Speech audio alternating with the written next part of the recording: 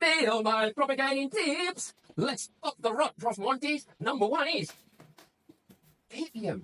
A microorganism is your number one enemy. Pythium is a tiny, tiny little thing you can't see with your eye. Gets into the water, gets into the soil, gets into the cocoa, and once it gets in there, starts to wreak havoc on your roots because it loves nothing better than to eat your roots and turns them to the black mush that we see. Now, number two, water temperature. Now, we propagate in water most of the time, and if you're propagating in water, you need to think about your second enemy, which is the temperature of the water. And no one is talking about this. See, if your temperature of the water is below 15 Celsius or 59 Fahrenheit, Pythium, that tiny little thing, finds it hard to multiply, and that's good.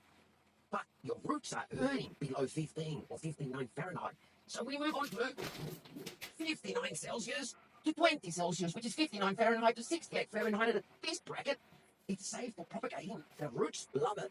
Pythium grows, but at a manageable level.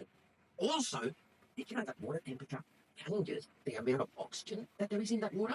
And the roots need oxygen. The warmer the water, the less oxygen. The colder the water, the more oxygen. The sweet spot is 18 degrees Celsius, which is around about 64 Fahrenheit. At that temperature, it is great for the roots. And if we add hydrogen peroxide at the dosage that we use in the Professor Monstera propagating method, you will get Pythium under control. Between 20 and 25 degrees Celsius, which is 68 Fahrenheit to 77 Fahrenheit, so the next warmer bracket, Pythium begins to multiply much faster. The warmer the water, the faster the Pythium multiplies. All sorts of pathogens become real problems above 23 Celsius, which is 71 Fahrenheit, in water.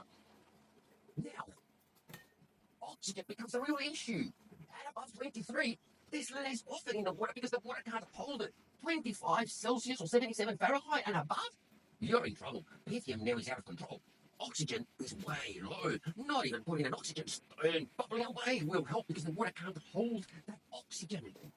Your propagating water temperature will always be 2 to 4 degrees lower than your room temperature. Now that's Celsius. Fahrenheit, make it 4 to 8 degrees lower. That means that in summer, when it's 30 degrees Celsius, for example, which is around 80 Fahrenheit, the water is so warm just sitting there in your room that Pythium is having a party. I'm going to talk more about this in the next reel. How do we keep the temperature of the water down? And how do we get Pythium out of the way? Catch you on the next one.